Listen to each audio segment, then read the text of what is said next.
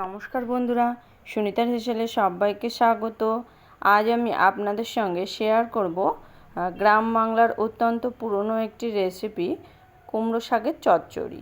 দেখুন, তার জন্য এখানে আমি কুমড়ো শাকগুলোকে কেটে খুব ভালো করে ধুয়ে নিয়েছি, আর সঙ্গে নিয়েছি আলু আর বেগুন।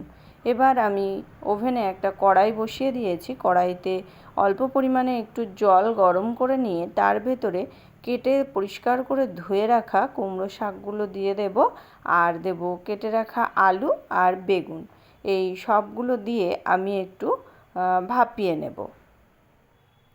তার মধ্যে আমি একটা মশলার পেস্ট তৈরি করে নেব। তার জন্য এখানে আমি একটা বাটি নিয়েছি। বাটির ভিতরে দিয়ে দেব 1 চামচ আদা, আর দেব পরিমাণ মতো কাঁচা লঙ্কা। ঝালটা আপনারা আপনাদের স্বাদ অনুযায়ী ব্যবহার করবেন। আর দেব 1 চামচ জিরের গুঁড়ো। এবার এইগুলোকে আমি একটু গরম জল দিয়ে এটা ভিজিয়ে রেখে দেবো আমি মশলাটা।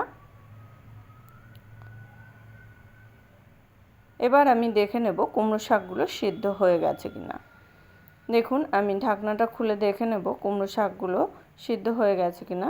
দেখুন, কুমড়ো শাকগুলো আমাদের কিন্তু একেবারে যে সিদ্ধ হয়েছে তা কিন্তু নয়, হালকা নরম হয়ে গেছে। এবার আমি এই পর্যায়ে আমি এটাকে নামিয়ে নেব। নামিয়ে নিয়েছি এবং কড়াটা পরিষ্কার করে ধুয়ে আবার বসিয়ে দিয়েছি ওভেনের উপরে। এবার দিয়ে দেব পরিমাণ মতো একটু তেল, আর এখানে আমি ফোড়ন তৈরি করে নেব। তার জন্য দিয়ে দিচ্ছি তেজপাতা, আর দেব শুকনো লঙ্কা, আর 1 চামচের মতো আমি 5 ফোড়ন দেব।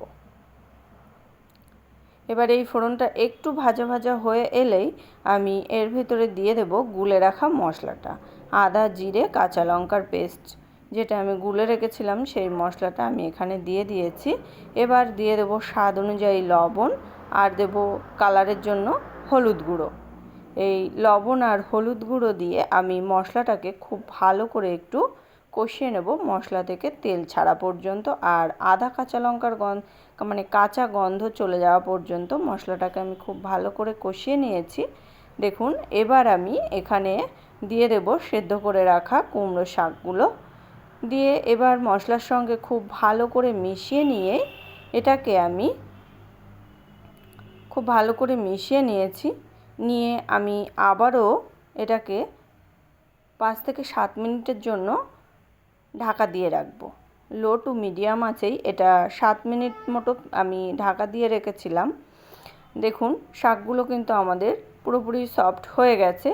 এবার আমি এটাকে আবারও একটু মিশিয়ে নিয়ে আমি এর ভেতরে দিয়ে দেব স্বাদ অনুযায়ী একটু চিনি।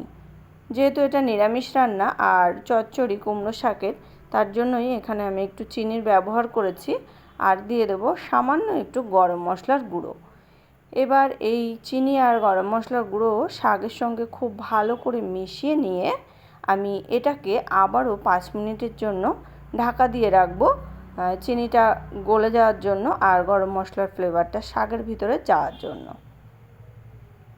তাহলে ফিরে আসছি আবারও 5 থেকে 7 মিনিট পর। দেখুন, আমাদের কুমড়ো শাক কিন্তু একেবারেই তৈরি হয়ে গেছে। এই শাক কিন্তু খেতে খুবই ভালো লাগে গরম ভাতের সঙ্গে। আর অবশ্যই আপনারা এইভাবে একবার বাড়িতে ট্রাই করে জানাবেন কেমন লাগলো। আর যদি আমার এই রেসিপিটি ভালো লেগে থাকে তাহলে অবশ্যই একটা লাইক করবেন, আর সাবস্ক্রাইব করে পাশে থাকার অনুরোধ রইল। তাহলে আজকের মতো এই পর্যন্তই। আবার দেখা হবে নতুন কোনো রেসিপি নিয়ে। ভালো থাকবেন, সুস্থ থাকবেন। ধন্যবাদ।